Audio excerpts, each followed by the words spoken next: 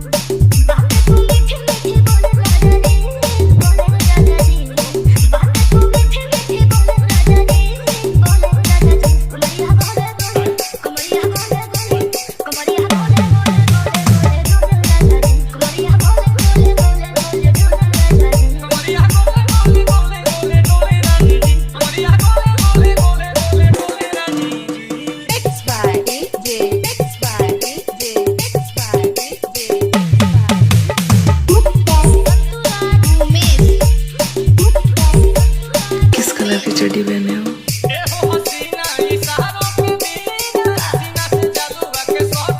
बता दो ना।